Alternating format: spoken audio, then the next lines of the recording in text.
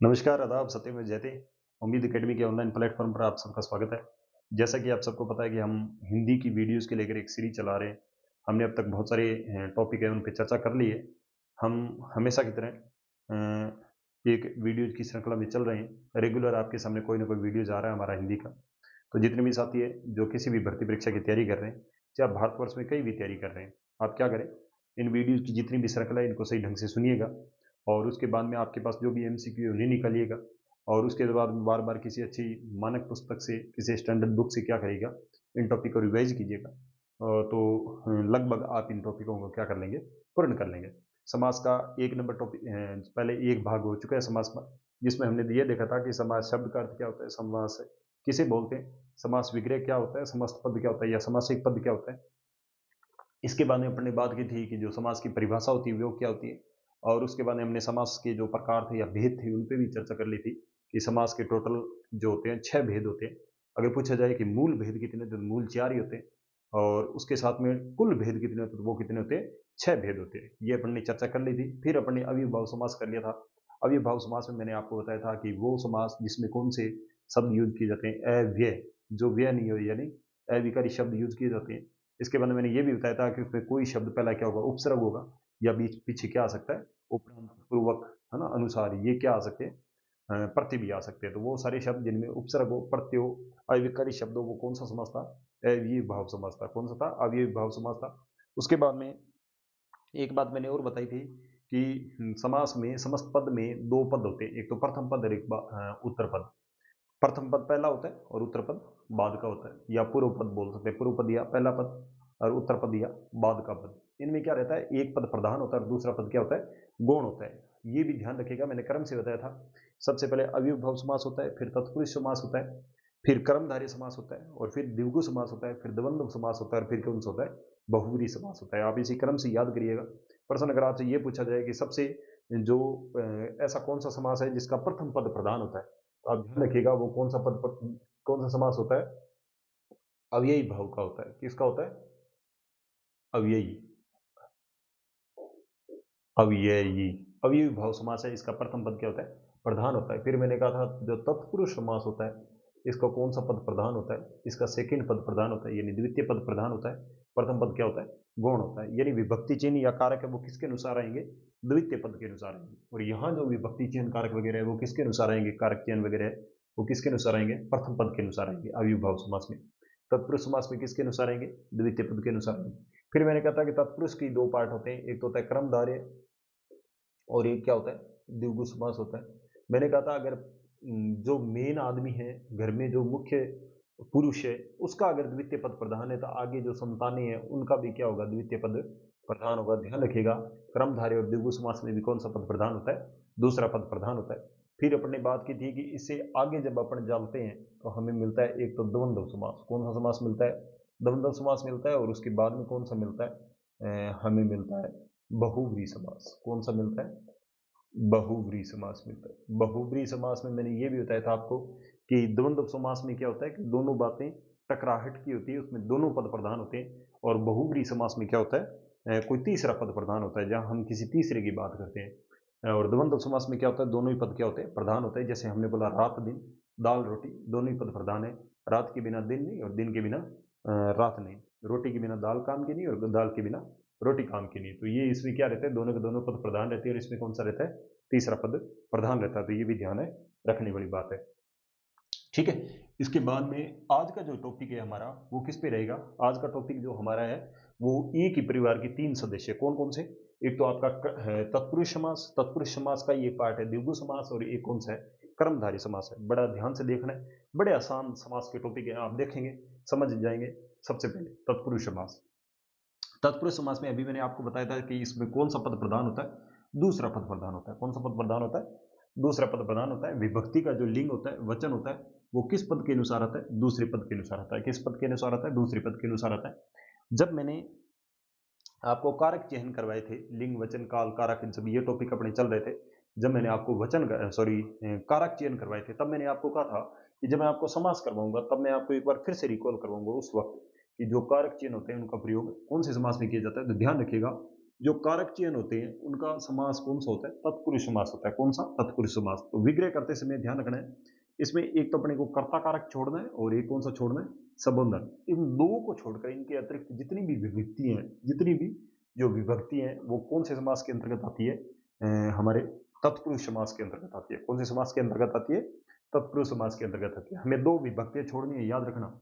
एक तो कर्ता ने और संबोधन हे ओ अरे, ये जो विभक्तियां आती है इनको अपने को छोड़ देना है। इनको छोड़कर बाकी जितना भी जो समास में शब्द यूज किए जाते हैं, जो हमारे कारक चिन्ह में कर्ता ने को छोड़ दें, फिर कर्म हो गया, करण हो गया, है ना, संप्रदान हो गया, संपादान हो गया, अपदान हो गया, अपदान हो गया, प्रदान हो गया, संबंध हो गया, है ना, अधिकरण हो गया। ये सारे जितने भी जो शब्द यूज लिए जाते हैं वो किस में किए जाते हैं? तत्पुरुष समास में लिए जाते हैं। सबसे पहले अपन बात करते हैं कर्म तत्पुरुष समास की। कर्म में कौन सा जो कारक चिन्ह है वो यूज किया जाता है? को यूज किया जाता है जी। और उसके बाद में करण तत्पुरुष, करण से होता है से या के द्वारा। उसके बाद संप्रदान में के लिए हो जाएगा, अपादान में से पृथक के भाव में हो जाएगा, संबंध में क्या हो जाएगा? का के की हो जाएगा, है ना। उसके बाद देखिए अधिकरण में क्या हो जाएगा? में पर पे हो जाएगा। और ये हो जाएंगे हमारे तत्पुरुष समास के मूल 6 पार्ट करके हम तत्पुरुष समास को क्या कर देंगे? पूर्ण कर देंगे। सबसे पहले अपन बात करते हैं कर्म तत्पुरुष समास। कर्म तत्पुरुष समास में विभक्ति चिन्ह क्या होगा? को होगा। जैसे कृष्ण अर्पण, कृष्ण को अर्पण, वन गमन, वन को गमन, जेब कतरा, जेब को कतरने वाला। तो जब आप इनका समास विग्रह करें, ये कौन से शब्द है? आप मुझे कमेंट में बताइएगा। जो कृष्णार्पण है इसे समास में कौन सा शब्द बोलेंगे? समस्त पद बोलेंगे या समासिक पद बोलेंगे या समास बोलेंगे या समास विग्रह बोलेंगे? आप बताइएगा कमेंट में कि जो कृष्णार्पण है ये क्या है। इसके बाद में जब हम इसका क्या करेंगे? समास विग्रह करेंगे तो क्या कौन सा विभक्ति चिन्ह यूज करेंगे? को। जैसे कृष्ण को अर्पण, वन गमन में क्या करेंगे? वन को गमन। और जेब कतरे में क्या करेंगे? जेब को कतरने वाला। कौन से विभक्ति चिन्ह का प्रयोग किया हमने? को किस में किया जाता है? कर्म में, इसलिए कौन सा हो जाएगा? कर्म तत्पुरुष हो जाएगा। इसके बाद बात की अपन ने किसकी? करण तत्पुरुष की। किसकी बात की? करण तत्पुरुष की। ध्यान रखिएगा करण में कौन से होते हैं? से या के द्वारा, से या के द्वारा। जैसे ईश्वर प्रदत्त, ईश्वर से प्रदत्त, हमें किससे मिला है? ईश्वर से मिला है। तो ये बताने की जब हमने ईश्वर प्रदत्त का समास विग्रह किया तो क्या हुआ? ईश्वर से प्रदत्त, प्रदत्त। हस्तलिखित, हस्त से लिखित, हाथ से लिखा हुआ, तो से आ गया इसमें। ये कौन सा हो गया? करण तत्पुरुष हो गया। इसके बाद बात करते हैं संप्रदान। प्रदान में मैंने आपको जब करण करवाया था, प्रदान में क्या था? किसी को प्रदान कर देना, किसी को दे देना। तो संप्रदान में क्या हो जाएगा? के लिए। संप्रदान में क्या हो जाएगा? के लिए। तो इसमें क्या हो जाएगी? हवन सामग्री, हवन के लिए सामग्री, विद्यालय, विद्या के लिए आल्य। हवन सामग्री में क्या हो जाएगा? हवन के लिए। हम इसमें विभक्ति चिन्ह कौन सा यूज करेंगे? के लिए। हवन सामग्री, हवन के लिए सामग्री। और विद्यालय के लिए क्या हो जाएगा? विद्या के लिए आल्य। उसके बाद आता है अपादान। अपादान में क्या होता है? से पृथक होना, से पृथक होना या से अलग होना। इसमें अपन चर्चा करें, से पृथक होना या से अलग होना, वो क्या होता है? अपादान में होता है से अलग होना। जैसे ऋण मुक्त, ऋण से मुक्त होना। मार्ग भ्रष्ट, मार्ग से भ्रष्ट। उसके बाद धर्म विमुक्त, धर्म से विमुक्त। से अलग हो रहा है यहाँ, ऋण से मुक्त हो, यानी ऋण उसका चुकता हो चुका है, से अलग हो चुका है। मार्ग भ्रष्ट, मार्ग से क्या होता है? अलग हो चुका है। धर्म विमुक्त, जो उसका धर्म था उससे वो क्या हो चुका है? अलग हो चुका है। तो अपादान में क्या होता है? से अलग होने के बाद में बात की जाती है। जैसे मैंने आपको बताया, छत से बच्चा गिरा, पेड़ से पत्ता गिरा, या वहां अलग होने की बात की थी। उसी प्रकार के समास में भी कौन से होते हैं? कर्म तत्पुरुष। किसको छोड़ना है? कर्ता को और संबोधन को छोड़ना है। बाकी जितने भी कारक चिन्ह जो होते हैं, हम प्रकार होते हैं, उसमें यूज करते हैं। ये किस प्रकार से यूज किए जाते हैं ये मैंने आपको बता दिया। उसके बाद संबंध में, संबंध में क्या होता है? का के की, रा रे डी, ना नी ने। एक कोई संज्ञा या सर्वनाम होता है, उसका अन्य संज्ञा या सर्वनाम के साथ क्या किया जाता है? संबंध किया जाता है। जैसे हमने एक उठाया मंत्री और एक उठाया परिषद, तो किसकी परिषद? मंत्रियों की परिषद, मंत्री परिषद, मंत्री की परिषद या मंत्रियों की परिषद हो गया। उसके बाद में प्रेम सागर, किसका सागर? प्रेम का सागर। और राजपुत्र मतलब राजा का पुत्र। का लगा दिया हमने, यहाँ मंत्री की लगा दिया, यहाँ का लगा दिया, तो ये का की के है। ये हमने संबंध के लिए कौन से यूज किए? जो शब्द है यूज किए, इसलिए इनका जब हम समास विग्रह करेंगे तो क्या हो जाएगा? मंत्री की परिषद, प्रेम का सागर और राजा का पुत्र। उसके बाद देखिएगा अधिकरण समास। कौन सा समास? अधिकरण समास। अधिकरण में क्या होता है? में पर पे, में पर पे, यानी किसी वस्तु के लिए आधार पेश करता है। कौन? अधिकरण, जो कारक होता है। और यहाँ आ जाएगा अधिकरण तत्पुरुष समास। इसमें क्या करेंगे? में पर पे। जब हम शब्दों का समास विग्रह करेंगे तो इन शब्दों का, इन विकर जो अपने शब्द हैं में पर पे, इनका प्रयोग मिलेंगे। जैसे वनवास, वन में वास, और उसके बाद जीव दया, जीव पर दया या जीव पे दया, घुड़सवार घोड़े पर सवार या घुड़ पर सवार, घोड़े पे सवार होने वाला, जीवों पर दया करने वाला, वनवास वन की ओर गमन करने वाला या वन में वास करने वाला। गमन करने वाला तो वो तो अलग हो जाएगा ना, तो वो यह था वन गमन, जैसे वन को गमन करना और यहाँ वन में वास करना, कोई वन की तरफ जा रहा है, ये की तरफ की बात करे कर्म ना, और यहाँ में का मतलब है अंदर कोई रह रहा है।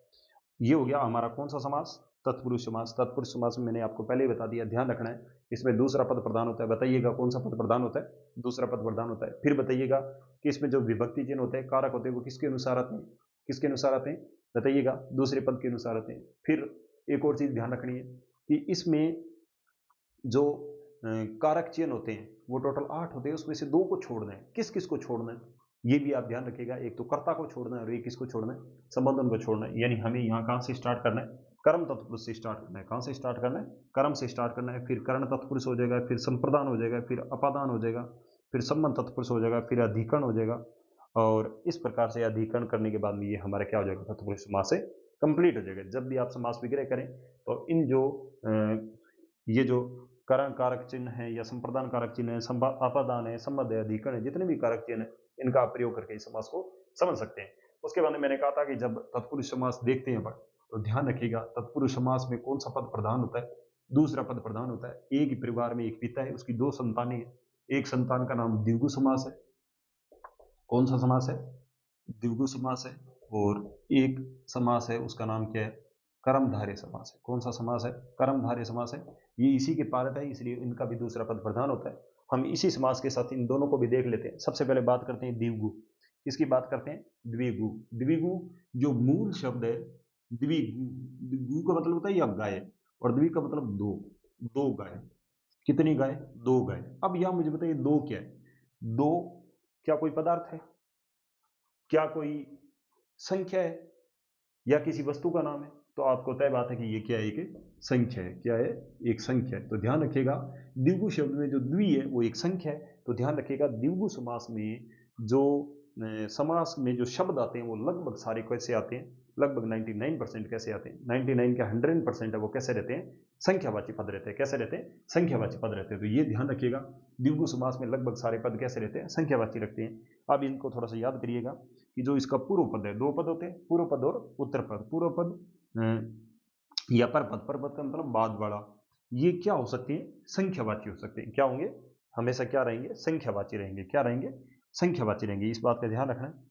संख्या या समूह को बोध करवाते हैं और किसी तीसरे का नहीं करवाते। ये क्या करवाते हैं, किसी संख्या या समूह का बोध नहीं करवाते, संख्या या समूह का बोध करवाते हैं, किसी तीसरे का नहीं करवाते। ये लाइन ये कहना चाहती है कि जैसे बहुव्रीहि समास में क्या होता है कि सेम ही उदाहरण आ जाते हैं जिसमें संख्या भी आ जाती है, लेकिन हम ये नहीं डिसाइड कर पाते कि ये किसके बारे में बता रहे हैं, ये द्विगु समास के बारे में बता रही है या बहुव्रीहि समास के बारे में बता रहे हैं।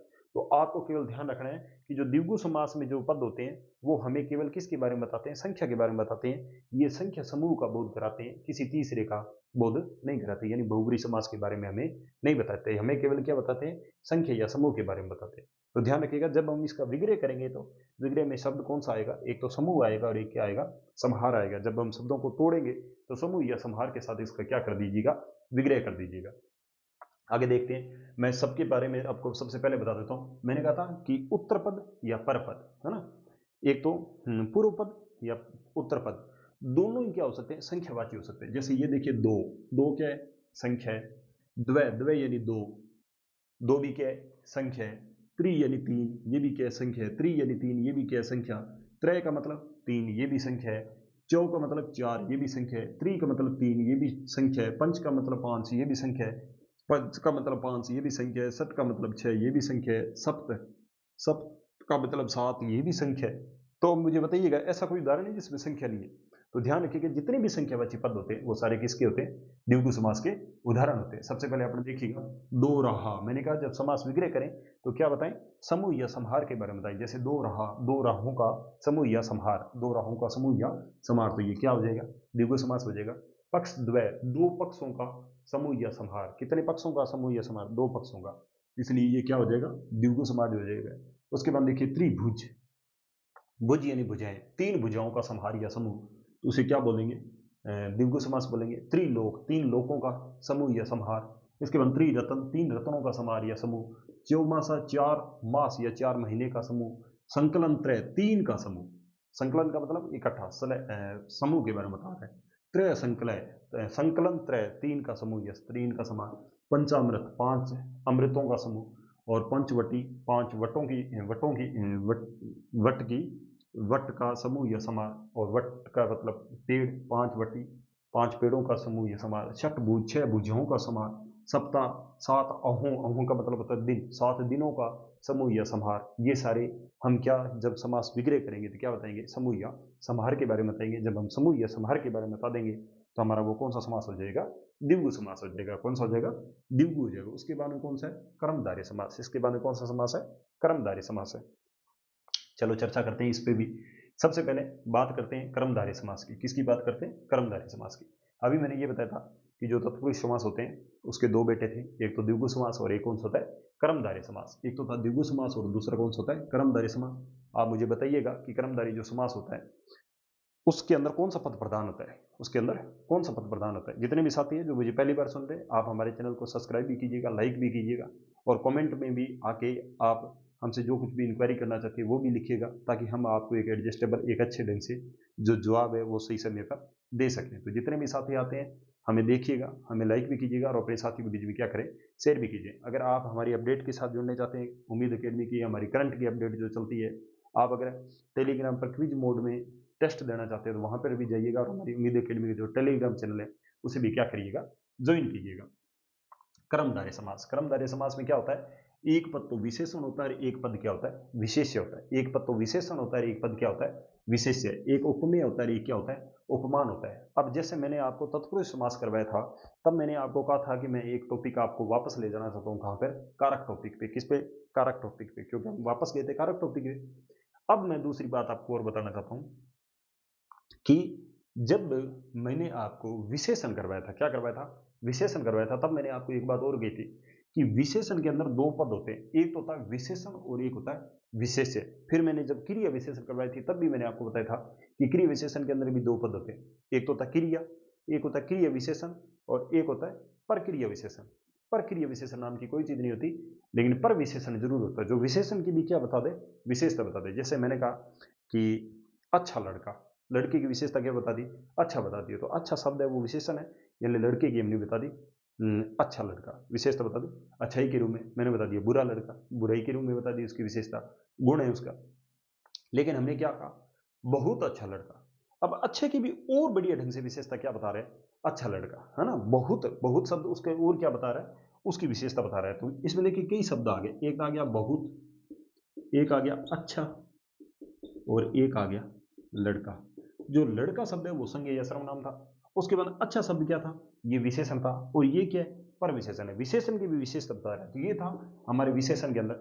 मैंने उस वक्त आपको कहा था कि जो लड़का शब्द है जब विशेषण के साथ आ जाता है तो वो विशेषण, सॉरी, संज्ञा या सर्वनाम नहीं रहता, वो क्या बन जाता है, विशेष्य बन जाता है। क्या बन जाता है, विशेष्य। और ये क्या बना रहेगा, विशेषण, और ये क्या बना रहेगा, पर विशेषण।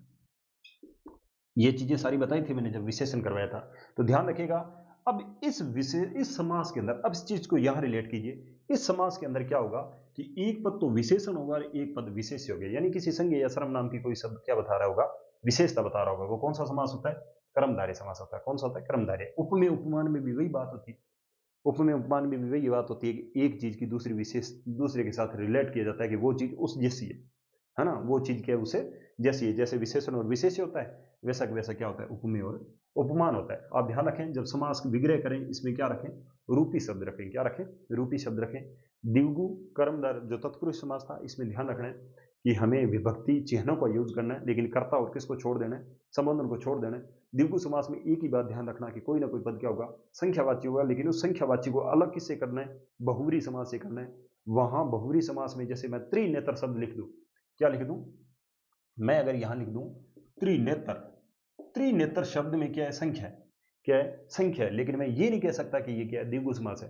त्रिनेत्र है वो कौन है, शिव है। या शिव की बात की जा रही है, किसकी बात की जा रही है, शिव की बात की जा रही है, इसलिए ये क्या है, ये बहुव्रीहि समास है, न कि द्विगु समास है। तो ध्यान रखिएगा, बहुव्रीहि और द्विगु में इतना अंतर करना है। द्विगु में क्या होगा, किसी संख्या की बात की जाएगी, समूह या समाहार की बात की जाएगी, बल्कि बहुव्रीहि समास में किसकी बात की जाएगी, किसी तीसरे की बात की जाएगी। यहाँ हम त्रिनेत्र, जैसे हमने बोला दशानन, दश है, आनंद जिसकी वो कौन है, वो रावण थे, है ना। हम रावण की बात कर रहे हैं, न कि किसी संख्या की बात कर रहे हैं। वहां दोनों ही पद प्रधान नहीं होते, कोई तीसरा पद प्रधान होता है। तो ऐसे कुछ उदाहरणों से द्विगु समास को क्या करना है, अपने को अलग करना है। फिर मैंने बताया कर्मधारय समास। कर्मधारय समास को मैंने विशेषण से रिलेट किया कि संज्ञा या सर्वनाम की जो विशेषता बताते हैं वो विशेषण होते हैं। एक विशेषण होता है, एक विशेष्य होता है। तो ध्यान रखिएगा, जैसे मैंने बताया बहुत अच्छा लड़का, लड़का की विशेषता क्या बता दी, अच्छा बता दी। तो अच्छा क्या है, विशेषण, और ये क्या है, विशेष्य। जैसे अपन ने अब लिखा चंद्रमुख। चंद्रमुख, जो मुख है वो किस रूपी है, चंद्र जैसा है। चंद्र रूपी मुख, चंद्र रूपी मुख। विग्रह किसे करें, रूपी से करें।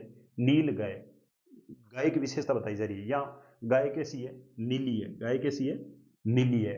नील है, नीले, नीली गाय हो गया, ठीक है। नील कमल, कमल कैसा है, कमल की विशेषता बताई, नीली है। पुरुष यहाँ कैसा है, महा है। ये महा यानी महान है, पुरुष की विशेषता महान बताई जा रही। श्याम घन, श्याम घन, श्याम का मतलब होता है काला रंग। श्याम का मतलब क्या होता है, काला रंग। और घन का मतलब क्या होता है, बादल। घन का मतलब क्या होता है, बादल। जब ये कही जाए कि बादल क्या है, काले हैं, जब ये कही जाए कि बादल क्या है, काले हैं, तब तो ये शब्द किस में जाएगा, कर्मधारय में। लेकिन ध्यान रखिएगा, घन श्याम, वह जिसका रंग क्या है, काला है, तो वो कौन है, श्री कृष्ण है।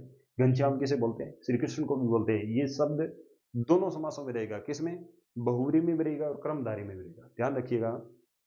अब आपके एक जहन में ये प्रश्न आ रहा होगा, जब सर प्रश्न ये आ जाए कि घनश्याम में कौन सा समास है, ऑप्शन एक नंबर पे कर्मधारय दियो और 2 नंबर पे हमारा बहुव्रीहि दियो, तब हमें कौन सा करना। ध्यान रखिएगा, जब दोनों कंडीशन में टकराए, कर्मधारय और बहुव्रीहि टकराए, द्विगु और बहुव्रीहि, फिर से ध्यान रखना, जब दो कंडीशन, कौन सा, जैसे मैंने त्रिनेत्र बताया, दशानन बताया, है ना, इन दोनों में टकराए, कौन, द्विगु और बहुव्रीहि। इस कंडीशन में टकराए, किसमें, घनश्याम में। कौन टकराए, कौन टकराए, कर्मधारय और बहुव्रीहि। तो हमेशा प्रायिकता किसको देनी है, बहुव्रीहि को देनी है। किसको देनी है, बहुव्रीहि को देनी है, ताकि उस उत्तर में आपका जो उत्तर रहेगा वो कौन सा रहेगा, बहुव्रीहि रहेगा।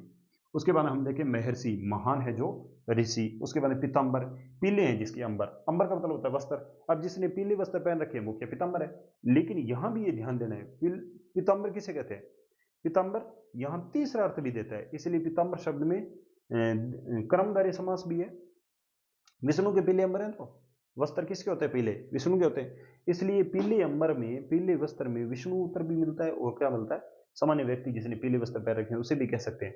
तो दोनों में कर्मधारय समास भी है, और कौन सा है, बहुव्रीहि समास है। जब दोनों ऑप्शन साथ में आ जाए तो हमें बहुव्रीहि करना है। कौन सा करना है, बहुव्रीहि। घनश्याम में भी और पीताम्बर में भी।